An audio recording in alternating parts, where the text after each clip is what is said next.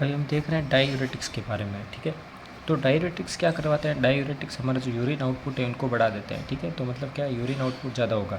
अब यूरिन कौन बनाता है? यूरिन हमारा कौन बना रहा है? ये जो नेफ्रॉन है वो हमारा क्या बनाते हैं? यूरिन बनाते हैं, ठीक है। ये हमारा एज ए नेफ्रॉन है, ये हमारा यूरिन बना रहे हैं। अब अलग अलग क्लासिफिकेशन है डायूरेटिक्स में। तो जो पूरे नेफ्रॉन पे एक्शन करे, नेफ्रॉन के कहीं पर भी जाके एक्शन करे, उसको बोलते हैं अपन ऑस्मोटिक डायूरेटिक, ठीक है। क्या बोलते हैं? Osmotic diuretics. जो हमारे पीसीटी पे काम करे, कहाँ पे काम करे? पीसीटी पे, उसको बोलते हैं अपन कार्बोनिक एनहाइड्रेस इनहिबिटर, ठीक है। जो हमारे लूप के पार्ट पे, ये लूप है, ये डिसेंडिंग या असेंडिंग, जो असेंडिंग लूप पे काम करे उसको बोलते हैं अपन लूप डायूरेटिक्स। जो डीसीटी, ये जो डीसीटी वाला पार्ट है, जो डीसीटी पे काम करे उसको बोलते हैं अपन थायजाइड डायूरेटिक्स। और जो हमारे कलेक्टिंग ट्यूब पे काम करे उसको बोलते हैं अपन, उसको क्या बोलते हैं अपन? Potassium sparing diuretics. उसको बोलते हैं अपन potassium sparing diuretics, okay, diuretics, ठीक है। तो कौन कौन से डायूरेटिक्स हो गए? जो पूरे यूनेफ्रॉन पे कहीं पर भी काम करे उसको बोलते हैं ऑस्मोटिक। जो पीसीटी पे काम करे उसको बोलते हैं carbonic anhydrase inhibitor.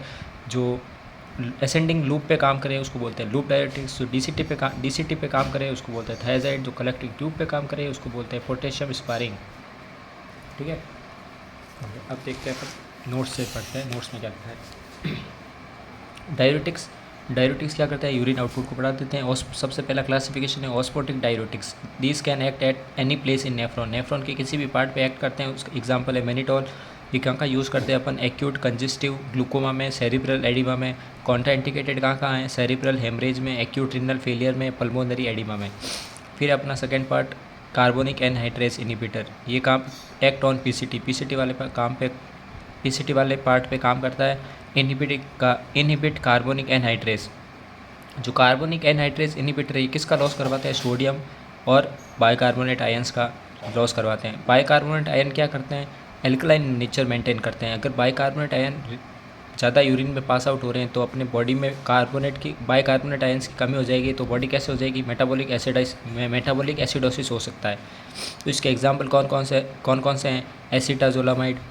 Acetazolamide, ब्रिंजोलामाइड, टोरजोलामाइड। Indication कहाँ यूज़ ले सकते हैं अपन? इसको ले सकते हैं एंगल क्लोजर ग्लूकोमा में, माउंटेन सिकनेस में। माउंटेन सिकनेस में क्या होता है? देखिए, माउंटेन सिकनेस में क्या होता है? रेस्पिरेटरी एल्कोलोसिस होता है। तो रेस्पिरेटरी एल्कोलोसिस कैसे ट्रीट होगा? मेटाबॉलिक एसिडोसिस से ट्रीट होगा। तो मेटाबॉलिक एसिडोसिस कौन करवाते हैं? मेटाबॉलिक एसिडोसिस अपने करवा रहे हैं कार्बोनिक एनहाइड्रेस इनहिबिटर करवा रहे हैं, ठीक है। तो अब देखते हैं कार्बोनिक एनहाइड्रेस इनहिबिटर का एडवर्स इफेक्ट क्या क्या है। मेटाबॉलिक एसिडोसिस हो जाएगा क्योंकि बाइकार्बोनेट आयन निकल रहे हैं। Renal stone, hypokalaemia, paraesthesia. Most common क्या है? पेरेस्थीसिया मतलब नम्बनेस हो जाएगी। Contraindicated in liver failure, liver disease, contraindicated in liver disease. अब है अपना लूप डायूरेटिक्स।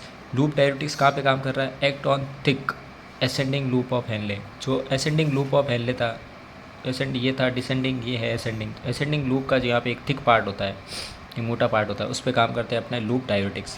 लूप डायूरेटिक्स के एग्जाम्पल कौन कौन से हैं?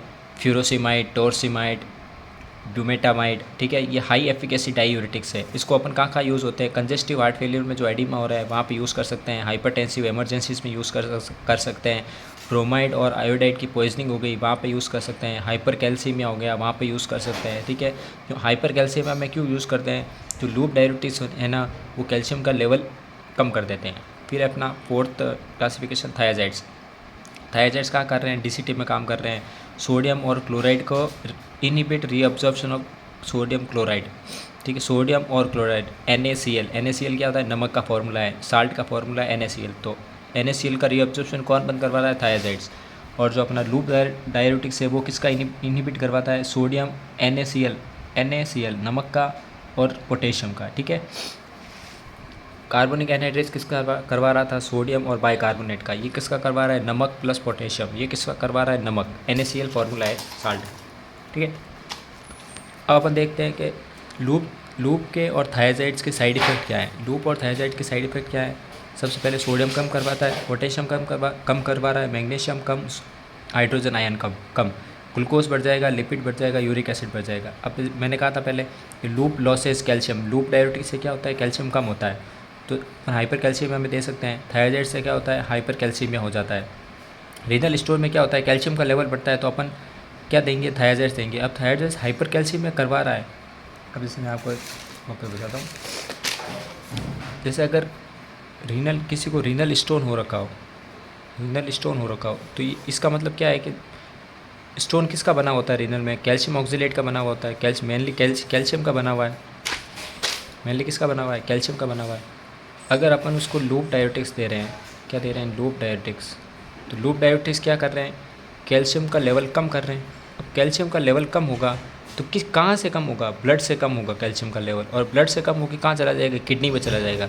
तो यहाँ पे कैल्शियम और कैल्शियम इकट्ठे होने लग जाएंगे, तो रीनल स्टोन है ना, वो और बढ़ने लग जाएगा। तो इसलिए अपन क्या दे रहे हैं, थायराइड्स दे रहे हैं। थायराइड्स क्या करवा रहे हैं, कैल्शियम का लेवल बढ़ा रहे हैं। कहाँ बढ़ा रहे हैं, ब्लड में बढ़ा रहे हैं। तो ये कैल्शियम कहाँ से लेके आएंगे, जो यहाँ पे रीनल स्टोर बन रखा है, जो यहाँ पे कैल्शियम किडनी में जो कैल्शियम इकट्ठा हो रखा है, वहाँ से ये कैल्शियम लेके आएंगे और ब्लड में बढ़ा देंगे। इसलिए अपन रीनल स्टोर में क्या देते हैं, थायराइड्स देते हैं। ठीक है, ये पॉइंट याद रखो। रीनल स्टोन में भी दे सकते हैं, ऑस्टियोपोरोसिस में दे सकते हैं।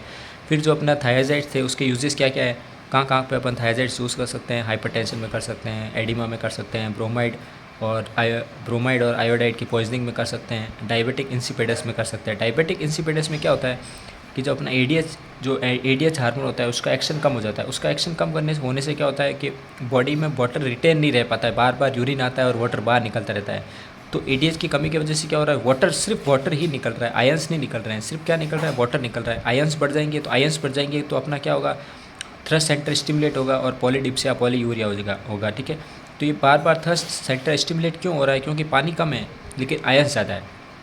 तो अपन डायबिटिक इंसिपिडस में अगर थायराइड्स देंगे तो थायराइड्स क्या करवाएंगे, अपने NaCl नमक को बाहर निकाल देंगे, तो आयंस कम हो जाएंगे। आयंस कम हो गए तो थ्रस्ट कम हो जाएगा और यूरिन अपने आप कम हो जाएगा।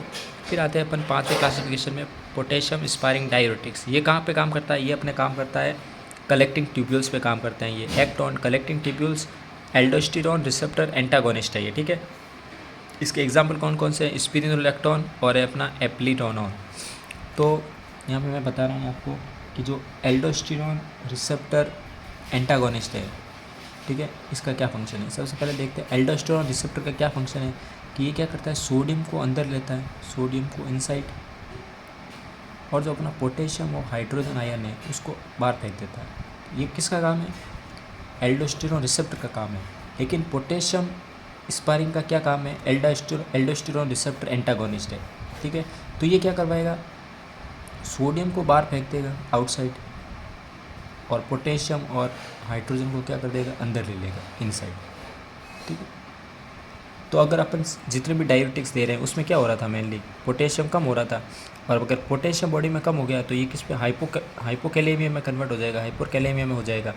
तो अपन साथ में डाययूरेटिक्स के साथ में क्या देते हैं, अपन डाययूरेटिक्स के साथ में पोटेशियम स्पायरिंग भी देते हैं। पोटेशियम स्पायरिंग का एग्जाम्पल क्या था, स्पिरिनोलेक्टोन।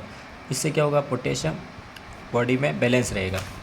ठीक है, तो देखो ये जो ड्रग्स है पोटेशियम स्पायरिंग, वो क्या करवाती है, सोडियम को कम करवा रही है, पोटेशियम को बढ़ा रही है और हाइड्रोजन आयन को बढ़ा रही है। इसके यूजेस कहाँ हैं, कौन सिंड्रोम में अपन यूज़ कर सकते हैं, oedema and cirrhosis, prevent hypokalemia caused by other diuretics के कारण जो हाइपोकैलेमिया हो रहा था उसको प्रिवेंट करेगा। रेजिस्टेंस हाइपरटेंशन में, हाइपरटेंशन की अपन ने जितनी भी ड्रग्स थी वो दे दी, अगर फिर भी उसमें हाइपरटेंशन कम नहीं हो रहा है तो अपन क्या उसमें अपन कौन सी ड्रग दे सकते हैं, स्पिरिनोलेक्टोन दे सकते हैं। ठीक है, पोटेशियम स्पायरिंग डाययूरेटिक्स दे सकते हैं। अब ये देखना, all diuretics work on lumen but aldosterone antagonist work on basolateral side. ये अपना नेफ्रॉन है, नेफ्रॉन का जो बीच वाला पार्ट होता है उसको अपन ल्यूमन बोलते हैं। तो जितने भी डाययूरेटिक्स है वो ल्यूमन में काम करती है। ठीक है, लेकिन जो हमारी एल्डोस्टेरोन एंटागोनिस्ट होती है, मतलब पोटेशियम स्पायरिंग, वो कहाँ पे काम करती है, एक ऐसा एक पार्ट होता है, अगर माइक्रोस्कोप के नीचे देखेंगे तो ऐसा एक पार्ट आएगा जिसको बोलते हैं बेसोलेटरल साइड। ठीक है, तो सारे diuretics, all diuretics works on human except aldosterone antagonist. Aldosterone antagonist कहाँ पे काम कर रहा है, बेसोलेटरल साइड में काम कर रहा है। इसी के साथ आपका बहुत बहुत धन्यवाद।